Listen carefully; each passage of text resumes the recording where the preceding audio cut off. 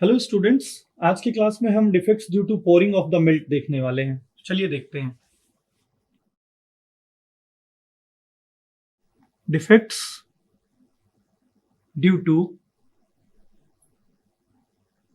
Pouring of the milk. Milk का मतलब molten metal.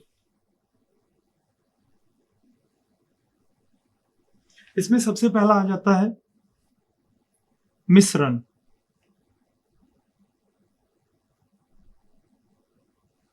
उसके बाद सेकंड है cold shut.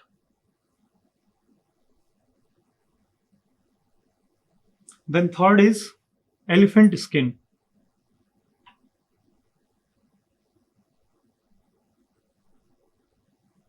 And fourth one is inclusions.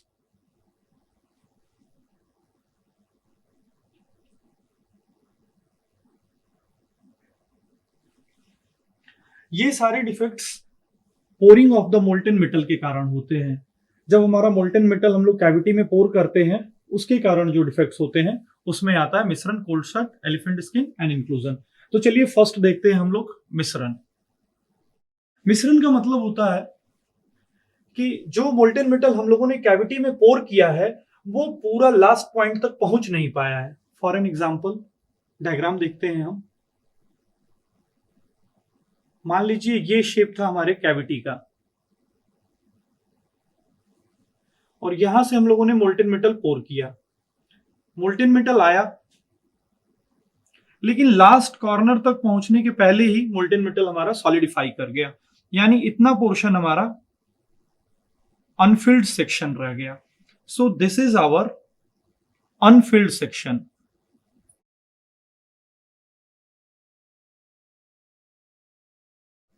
यहां से हमने मोल्टेन मेटल पोर किया है।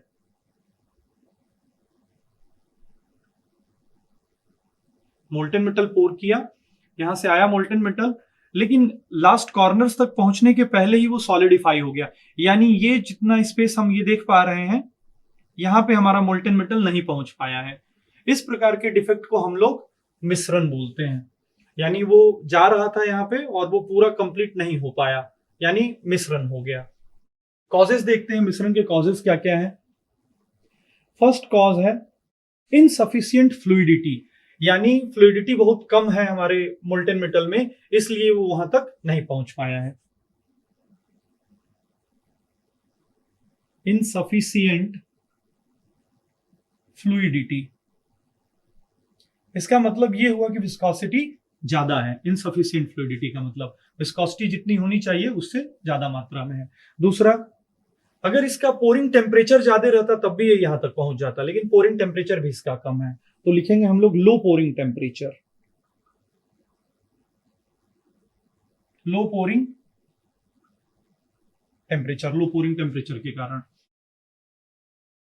थर्ड पॉइंट ये हो जाएगा कि जो इनगेट्स हैं वो स्मॉल है। अगर थोड़ा बड़ा इनगेट रहता या ज्यादा दो इनगेट्स रहते तब भी ये आसानी से पहुंच सकता था। तो इस केस में हम लिखेंगे टू स्मॉल इनगेट्स। टू स्मॉल इनगेट्स, ये कारण है जिन कारण से हमारा मोल्टेन मेटल फाइनली पहुंच नहीं पाया है। उसके बाद एक लास्ट है जिसमें कि मोल्टेन मेटल की स्पीड भी कम है। अगर स्पीड ज्यादा रहती तब भी ये यहां तक पहुंच जाता, तो लो पोरिंग स्पीड। लो पोरिंग स्पीड। अब इससे बचने के लिए हम क्या कर सकते हैं? कॉजेस तो देख लिया हम लोगों ने, रेमेडीज क्या है इसकी? चलिए रेमेडीज देखते हैं जिससे कि हम लोग मिश्रण से बच सकते हैं। तो पहला है कि जो हम लोग पोरिंग टेम्परेचर है उसको बढ़ाएंगे। First, increase pouring temperature. Increase pouring temperature. Pouring temperature को बढ़ाने से आसानी से वो अंतिम तक पहुंच पाएगा। कॉजेस में लो पोरिंग स्पीड थी, यानी यहां पे पोरिंग स्पीड भी हमको बढ़ानी होगी। Increase pouring speed. Pouring speed अगर हम बढ़ा देंगे तो हमारा मोल्टेन मेटल यहां तक पहुंच जाएगा। उसके बाद टू स्मॉल इनगेट्स कॉज में था, तो यहां पे हम लोग गेट्स को लार्जर बनाएंगे। अगर गेट लार्जर रहेंगे तब भी हमारा मोल्टेन मेटल लास्ट कॉर्नर तक पहुंच जाएगा। लार्ज इनगेट्स यूज्ड, या हम कहेंगे कि यूज लार्ज इनगेट्स। तो ये कॉजेज हो गए और ये रेमेडीज हो गया मिश्रण से बचने के लिए। That's all. नेक्स्ट डिफेक्ट है कोल्ड शट। चलिए देखते हैं। कोल्ड शट, कोल्ड शट में क्या होता है कि दो इनगेट से हमारा मोल्टेन मेटल आता है, लेकिन वो प्रॉपरली फ्यूज नहीं हो पाता, यानी दोनों स्ट्रीम्स प्रॉपर मिल नहीं पाती हैं। चलिए देखते हैं कैसे। ये दो इनगेट्स हैं, ये दो हमारे इनगेट्स हैं जहां से मोल्टेन मेटल हमारा आता है। एक ये है और एक ये है।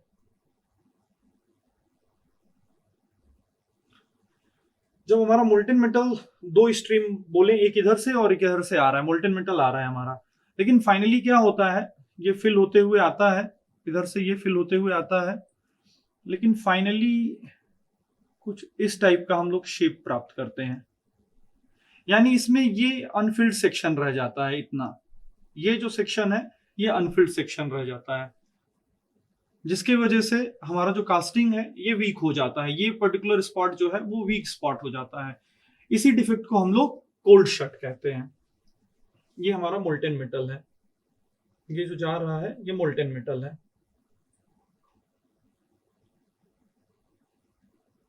Molten metal. और ये डिफेक्ट जो हम देख रहे हैं यहाँ पे, this defect is known as cold shut. इसे ही हम लोग कोल्ड शट बोलते हैं। इसका मतलब दो फ्लूइड की स्ट्रीम, दो मोल्टेन मेटल की स्ट्रीम प्रॉपरली फ्यूज नहीं हो पाती हैं। कॉजेस देखते हैं इसके। सबसे पहला कॉज है कि इनसफिशिएंट फ्लूइडिटी। अगर फ्लूइडिटी अच्छी होती तो ये हमारा जो मोल्टेन मेटल है पूरी तरह से फ्यूज हो जाता। तो पहला कॉज है इनसफिशिएंट फ्लूइडिटी। दूसरा कॉज है कि जो इनगेट्स है, और इनगेट्स का नॉर्मली जो डिस्टेंस है वो काफी ज्यादा है, यानी ये डिस्टेंस काफी ज्यादा है जहां से हमारा मोल्टेन मेटल आ रहा है। तो इसे हम लिख सकते हैं larger distance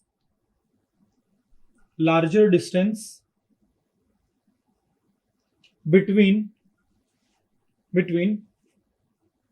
the ingates. Larger distance होने के कारण भी ये प्रॉपरली फ्यूज नहीं हो पा रहा है। जो थर्ड इंपॉर्टेंट कॉज है वो है large area to volume ratio. Large area to volume ratio, large area to volume ratio. देखिए एक पर्टिकुलर वॉल्यूम में, ये एक पर्टिकुलर वॉल्यूम है, कंटेंट एरिया बहुत ज्यादा है इसका। एरिया जो है ये सरफेस एरिया अगर हम देखें तो ये काफी ज्यादा है, इस वजह से सॉलिडिफाई बहुत जल्दी हो जाता है। अगर large area to volume ratio रहता है तो सॉलिडिफाई जल्दी हो जाता है हमारा कास्टिंग। तो ये भी एक कारण है, यानी large area to volume ratio नहीं होना चाहिए। अब रेमेडीज देख लेते हैं। तो रेमेडीज में सबसे पहला रेमेडी है, जैसे दो इनगेट्स हम यूज कर रहे हैं तो हमें ज्यादा नंबर ऑफ इनगेट्स यूज करने पड़ेंगे। More number of इनगेट्स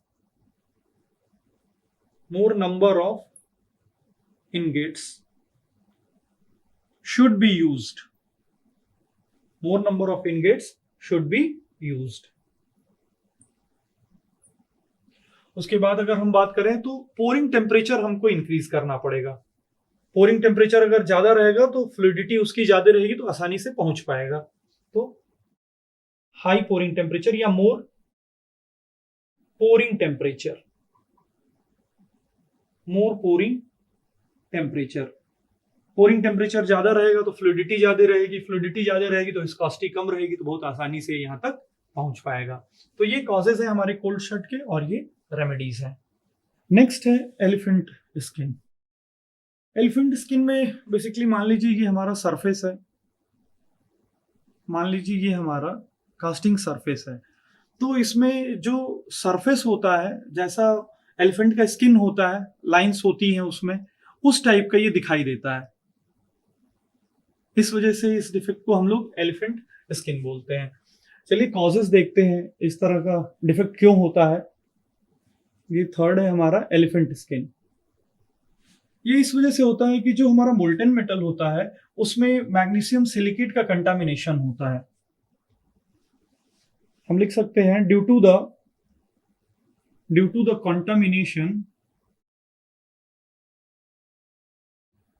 contamination of magnesium silicate in the metal।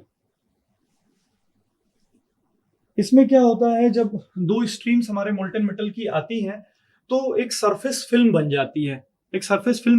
वो सरफेस फिल्म दोनों को फ्यूज नहीं होने देती है। दो स्ट्रीम्स अगर हमारे मेटल के हैं तो वो फ्यूज नहीं प्रॉपरली हो पाती हैं, इस वजह से ये लाइन क्रिएट होता है। इसका मतलब सरफेस फिल्म्स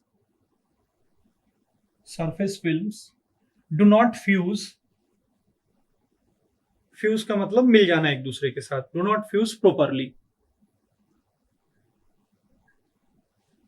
इस कारण ये डिफेक्ट आता है। अगर हम लोग रेमेडीज की बात करें,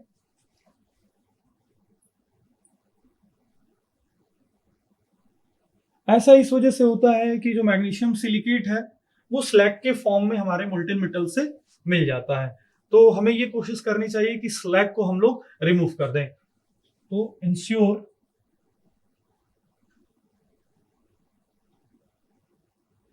इंश्योर प्रॉपर सेपरेशन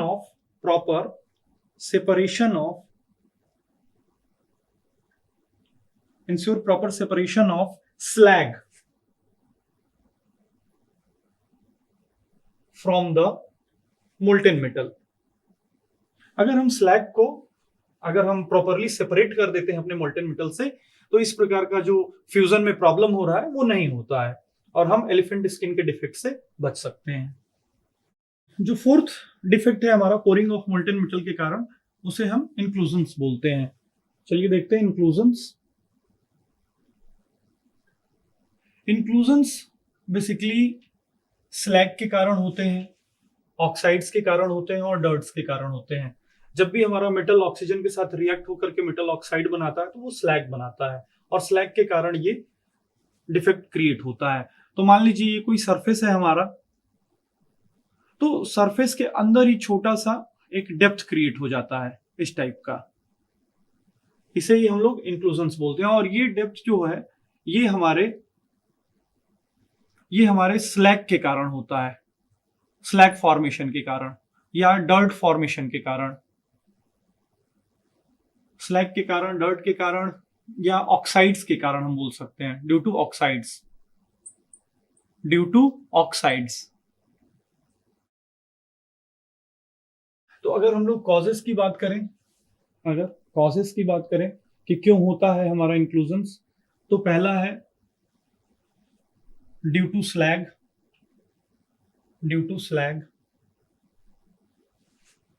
उसके बाद अगर हम बात करें तो जो मोल्ड कैविटी में हम लोग, जो हमारा ये देखिए ये हमारा मोल्डिंग सैंड है, ये मोल्ड है और ये कैविटी, तो इसमें हम लोग कई बार रिफ्रैक्टरी लाइनिंग भी यूज करते हैं। तो रिफ्रैक्टरी लाइनिंग के कारण भी इंक्लूजन्स क्रिएट होते हैं, क्योंकि रिफ्रैक्टरी लाइनिंग हमारे मोल्टेन मेटल के साथ मिल जाती है कई बार, तो इससे भी इंक्लूजन्स क्रिएट होते हैं ड्यू टू रिफ्रैक्टरी मटेरियल्स।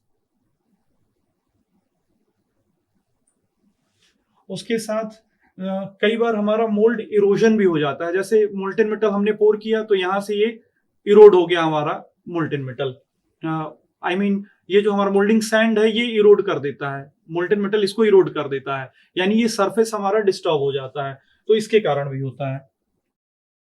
तो इसे हम लोग लिख सकते हैं mould materials and erosion products due to mould material and erosion products.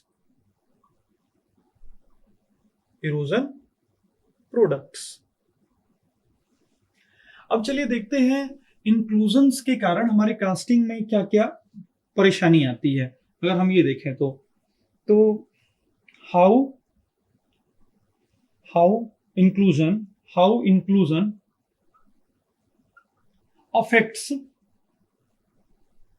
Affects the casting. Inclusion हमारे कास्टिंग को कैसे अफेक्ट करता है? तो अगर हम बात करें तो सबसे पहले ये सरफेस की क्वालिटी को बिगाड़ देता है। अगर बात करें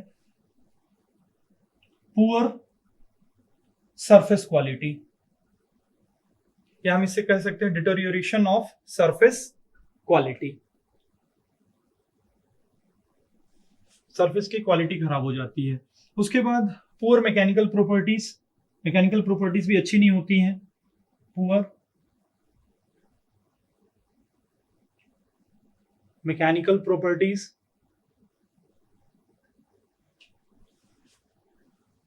उसके बाद जैसे कोई भी मटेरियल हम कास्टिंग के बाद लेते हैं तो उसकी मशीनिंग करते हैं, तो मशीनिंग भी अच्छे से नहीं हो पाती है। पुअर मशीनेबिलिटी अच्छी नहीं होती है। उसके बाद कई बार कास्टिंग लीकेज की भी समस्या यहाँ पे देखी जाती है। इसे हम लोग कास्टिंग लीकेज बोलेंगे। Casting leakage. इसके साथ साथ कई बार बबल्स फॉर्म भी हो जाते हैं, इसमें बबल फॉर्मेशन की भी समस्या रहती है। तो फिफ्थ में यहां लिख देता हूं डिटोरियोरेशन, और we can say formation of gas bubbles.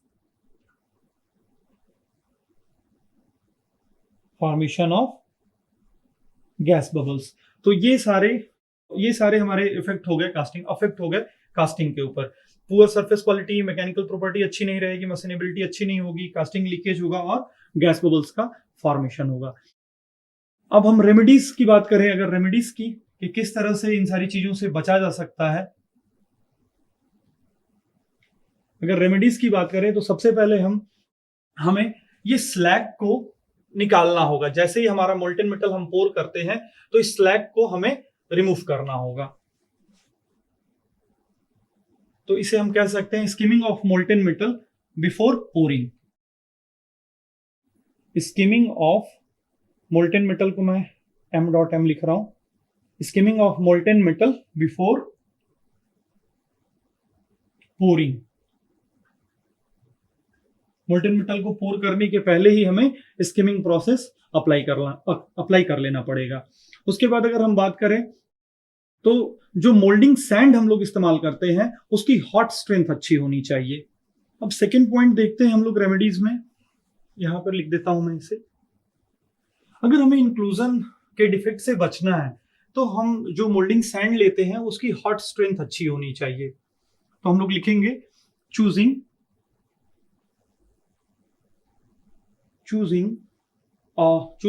Moulding sand with good hot strength,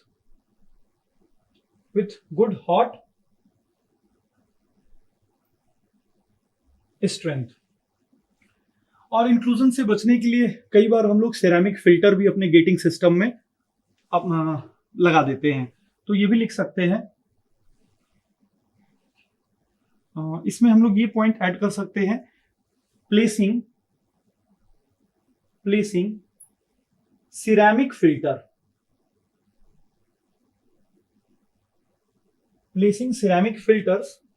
in the gating system।